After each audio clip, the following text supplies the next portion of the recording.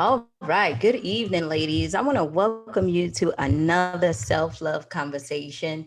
My name is Gloria Ward, and this is Love and Relationship Month, and it is coming to an end. And we have the amazing Andrea B. Clement, who is going to talk about how toxic relationships can hurt your career That is because most of us don't even know how a toxic relationship affects our work, affects what we do, affects how we live, and how it affects us the long term. So, Andrea, thank you so much for being here.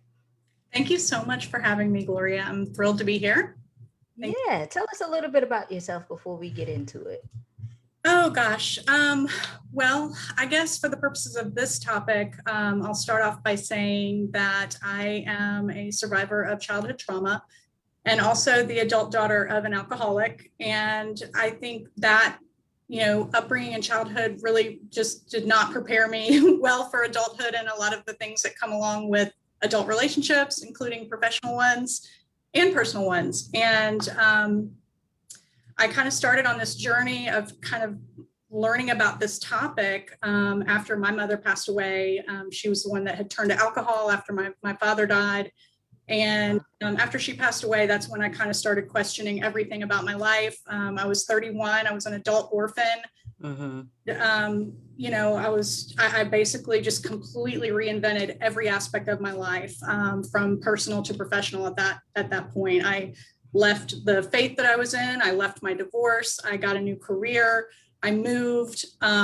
It just completely changed my life in every way. Why such a drastic change? I'm sorry? I said, why such a drastic change? Did you just want to move away from the old and figure out who you are? So in my case, personally, because of the things I had gone through during childhood, when my father passed away when I was young, and then my mom turning to alcohol, my life was not my own. All of these things were out of control. And my mother was she was very controlling because she wanted to control what she could control, Of course. died. And so she was very protective of me. I was the baby of four, and she was very overprotective and very controlling. And, it was such that, how it is when you're in a codependent and mesh type of relationship, you don't realize it until it's gone. That's right. And it wasn't until she passed away that I literally remember thinking to myself, like, I would be in the process of making a decision and I would think, oh gosh, what's mom going to say if I do this? And what's mom going to think if I do that? And then I was like, oh my gosh, she's not here. Right. Not here to tell me not to do something, or that I need to do something, or more of this or less of that. And that's when it really dawned on me that my life is finally my own at 31. I can finally do what I want to do. And I wasn't even sure, like, which of my thoughts were because they were my preferences and what with my life, and which was because of what the church was telling me to do, what society was telling me to do, and my mom had told me to do, and my older siblings. I mean, as the baby, I had all these forces telling me, you need to do this, you must do this, and right. it just all went away in an instant. I mean, for me, for me, it was when my mom passed away that it really just kind of cleared the air for me. And the reason why I asked that question is because you just don't know how many, women get caught in that situation where, your entire life, your life wasn't your own. You are, depending on other people to tell you what to do and how to be, how to dress, what's good, what's bad, Yes. what's a good girl, what's a bad girl, and what you should stay away from. And Yeah. when that person is not there, you're saying like, but what the hell is my life? Because, I mean, now I got to rediscover or discover who I am in order to see how I live, Exactly. right?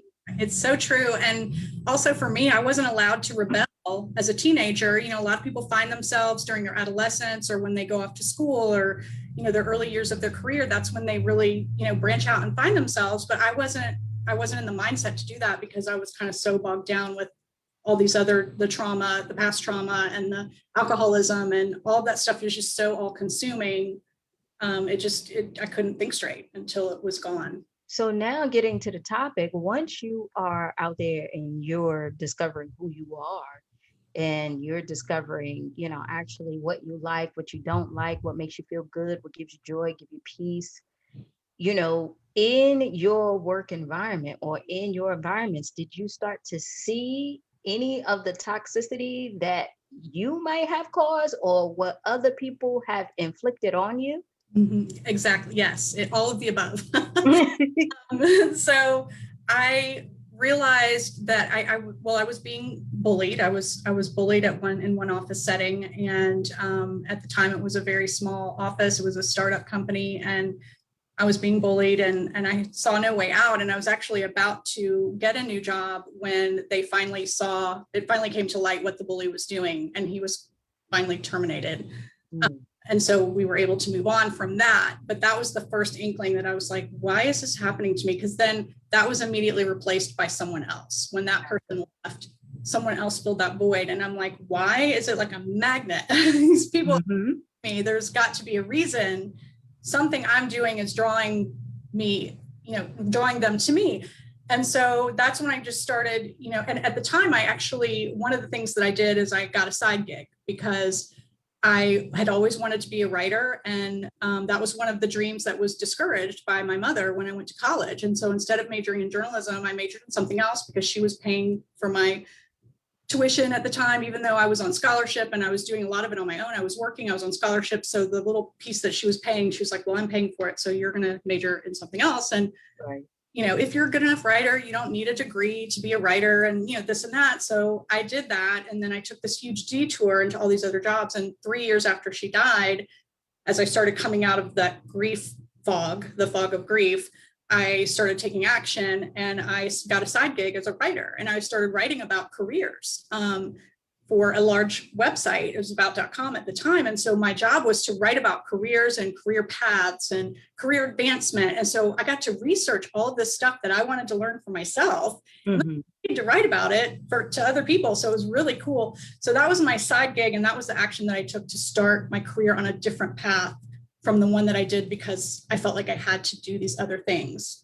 So that's kind of how I took the first action. And then because I was doing all this research and writing about careers, that's when I started to learn more about the workforce relationships and the office politics and those things, and how it's all so interrelated.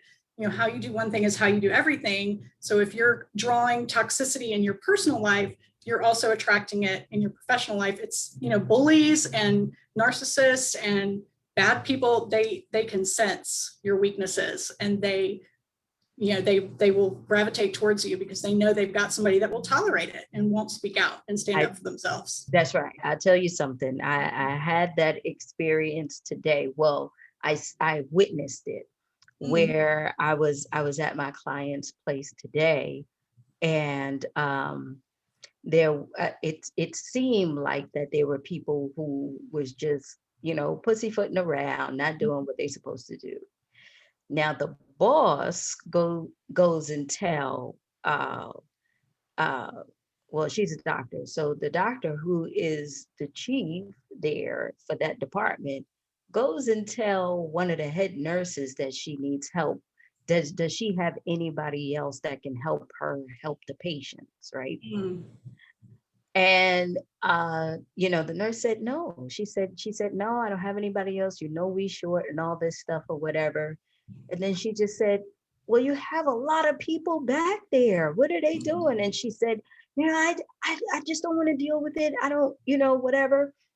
And one of the things that I told her is I pulled her to the side and I said, you're the boss. If you're not speaking up, then that means that you're not speaking up in a whole bunch of things, Mm-hmm. right? So If true. you are not taking your power and enforcing it here, well, just don't want to deal with it and I don't want to argue with anybody. But it's like what you said. I told her, if that's what you do, that's what you do with everything, Mm-hmm. right? It's You have to be able to know how to be a good leader and command your space. Mm-hmm. Because see, if you allowing this to happen, I can imagine what's going on in your personal life where you are pushing down all of these emotions that you have because you don't want to offend nobody. You don't Mm-hmm. want to make uncomfortable, Mm-hmm. right? Mm-hmm. And then we say to ourselves, when we are in our personal relationships, Andrea, we go home, we don't get the support, we complaining, and the spouse is not saying anything, and then we go to work and we expect that, and then it's just this big loop, right? Exactly. Yep. And Exactly. it's like, what the hell? But the crazy thing is that we don't know it. We we Right. we we we love that victim thing, which is what I want you to talk about, right? Mm-hmm. It's always okay to be the victim and say, well, the reason why I'm the way I am is because of you, Mm-hmm. Mm-hmm. right? Mm-hmm. Can you talk about the whole victim thing and how toxic is that? Because most of us don't even see the toxicity in that.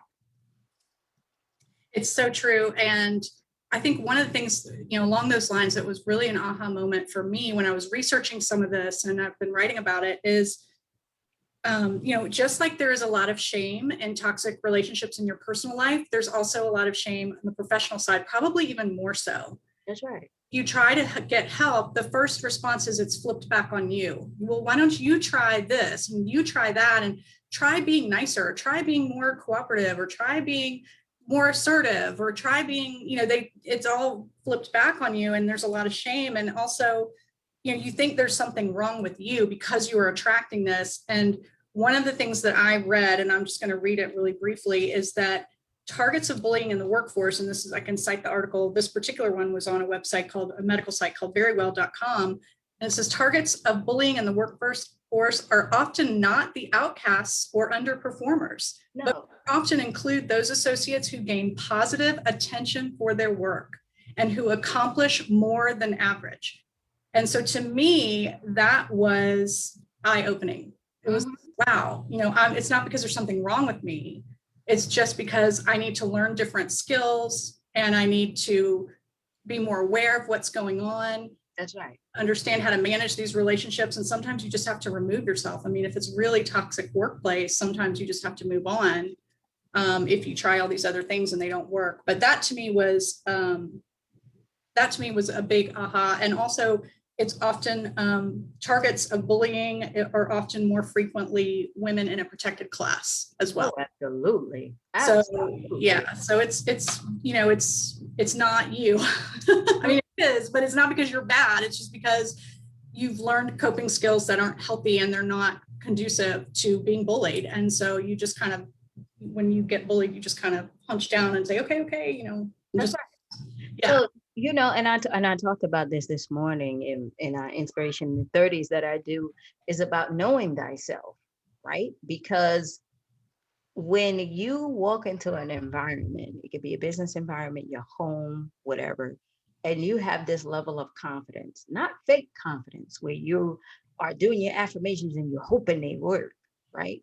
Where Mhm, you have this level of confidence where you know who you are, you know what you can take, you mhm, know what you can deal with. People can feel that and see that, right? mhm, And usually what happens is that a lot of people who are in toxic environments, they know who to go mhm, to do the gossiping. They know who to go to do the bullying, because that's how they feed off of the people. That's how they get their power, mhm, right? mhm, But if you are somebody who know yourself and you know how to deal with them people, the first thing that you do is you know how to put up boundaries, mhm, right? You know how to set those things in place, mhm, right? Because and you can attest to it, every environment is going to have some level of toxicity. You might not get the brunt of it, but it's somewhere in there, exactly. Yeah. I mean, right? here you have human beings. There's going to That be is correct. And you this. got so many different personalities you Mhm. dealing with. So what are some of your recommendations you would give some of the women about how they can actually, deal with this? It's tough. A lot of it's going to depend on the circumstances. So, the first thing is awareness. Mhm. If you're aware that it's happening, that is a huge step in the right direction. And you're already on the way to resolving it in one way or the other. And then also understanding that, you're not a bad person because this is happening to you, that it's probably the opposite. It's probably just like we talked about. Sometimes, I guess what I'll start by saying is, prevention is key. And so, it's going to be tougher to rectify a situation once you're in it, because this stage has already been set. The dynamics are already there. Like you said, they have their network of people that they've already turned against you, most likely. And that could include the top, bosses, the executives, everybody, HR, who knows? I mean, I would start with, now that you know that this is an issue for you, whenever you go into a new situation, do what you can to prevent that. And there's a couple different things you can do, and then we'll talk about what to do if you're already in it. But as far as prevention, again, awareness is key, but also, aligning yourself with, if you can find someone in a new office who has been there for a while, who is successful at the job, that you can show that, you have proof that they're successful. It's not just that they're best friends with the boss or whatever, but they actually are good at what they do. And they do have a good rapport with they do need to have a good rapport with the top level people, but somehow align yourself with that person, whether you collaborate with them on a project, or you have coffee with them in the break room, or try to align yourself with the successful people in the company early on. And they can be champions for you. They've obviously navigated the office politics already. They've already proven themselves. So if you can get one really good champion or mentor or advocate, or just a really good cheerleader on your side, that will make all the difference in the world. And also, just not getting sucked into the office politics is huge, especially at the beginning when you don't know who's aligned with whom. Right. So don't get too close to anyone, and be nice to everyone, be friendly, be cordial, be polite, as you would to anyone. Be mutually respectful, all of those things, but you don't want to get too close to the wrong people early, because that can set you up for failure as well. So just kind of, observing when you get into a new workspace, and just kind of figuring out the lay of the land, who's got the leverage and who's got, the success, and kind of aligning yourself with those people as best you can. That's, I think, one of the key things. And another good point, and this, a lot of people who are, this doesn't prevent it, but just being able to be good at what you do, and being successful. So working hard and doing what's asked of you, and doing those things. So at least you have that, objective success that you can point to.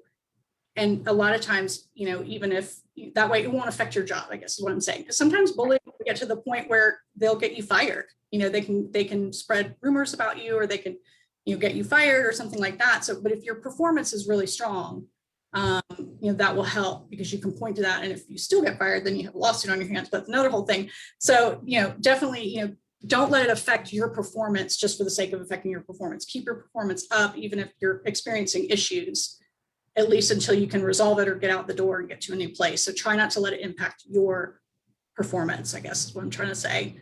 Right. And then, the HR thing, a lot of people, oh, I should go to HR. HR is a tricky wicket because they often, keep in mind, they're hired by the company to protect the company. Mm-hmm. So a lot of times, if you're going to them with a problem that could be a big liability for them, they're going to want to sweep it under the rug. They might have, the person that you're having an issue with might be the nephew of the spouse of one of the executives, or something like that you don't even know. And there's no way that person's going to get fired. It's going to be you. Right. Unfortunately, it's not fair, but it's just fact, unfortunately. And so HR, I, would probably advise most cases not going to HR unless it's just, your last ditch effort, or you have a clear HR case that you can bring. Because unless it's you've got a lot of documentation and a lot of legal, stuff that you can use, they're just going to try to fix it and make it go away by sweeping it under the rug, not by actually resolving the issue with the person that's causing the issue, if that makes sense. Yeah, it does. It really does. And Yeah. I will throw my 2 cents in, and I would say, to you ladies who are out there who are in toxic environments, and that could be either in your home or at work, you always got to remember and you always got to understand that, you know, people feed off of you. If Mhm, you are going to allow it, if you are going to allow them to do it, they will, mhm. right? If Yeah. you are going to allow them to to treat you a certain way, they will, right? Mhm, So the biggest thing that you need is boundaries mhm. at home and at work, Exactly. right? Because Mhm, those boundaries are important. At the job, everybody's going to talk about everybody. I don't care mhm. how nice you are, they still talking about you. They talking about how nice you are and you too nice, right? It's Exactly. always going to be someone who is going to have the gossip, who is going to have, come and talk to you about different people and who you should be with and what you should do. You make your own decisions on how you want your career path to go. Because, like Andrea said, the moment you get sucked in, it's going to be hard to get out. Why? Because now you have immersed yourself in this toxicity Exactly. where now they get to use your stories, your comments, and your stuff to bully you, to use against you, to do all these different things. Mhm, So the best thing you can do, like she said, is perform, mhm, perform, because they can't knock the work. mhm. They can hear the gossip, but Mhm. if that work is on point, they can't get rid of you. Exactly. Not You see what legally. I'm saying? Yep. For Not real. without a fight or not without, yeah. So that's it's great advice. I mean, it's difficult when you're in the middle of it because it is so all consuming as all toxic Hmm. relationships are. It Right. makes you feel like you're drowning. You feel like you're living in the twilight zone, like you're seeing a different version of reality than everyone else is. I mean, it's a very isolating feeling. You feel like you're alone, but you're not. There are also outside resources that can help. There's an institute called the Workplace Bullying Institute, and they're a great resource for information. And just knowing that you're not alone, according to them, at any given time, there are 60 million people that have been experiencing bullying in the workplace, have been victims of it. It's very Wow. it's very common. So you're not alone. And, just try not, you just have to really try not to let it bring you down, and just like you said, keep performing, keep communicating, keep setting boundaries, stay the course as much And as if it gets too much, find something better. and you find Get out another the job. environment. Exactly. Yeah, because Andrea, how can we find you? How can we follow um, you and find you? yes. Well, please, you can follow me on LinkedIn. I publish a lot of my articles there on LinkedIn. I write for the AJC, and so you can follow me there. You can also follow me at the DOAproject.com. Also at careercollateral.com. That's a tongue twister. I have about 15 years of experience in recruiting and as a career columnist. So I also do career coaching on top of everything. Yay. And then clem.co. If you ever need help with PR or anything there, then that's where you can find me for that. Amazing. Andrea, thank you so much for sitting with us and Thank you so talking with much. us about this topic. Okay. Thank you so much for having me. I really appreciate it. I had a great time. You have a good You night. too. Okay. All right, you too. All right. Take Bye. care. Bye.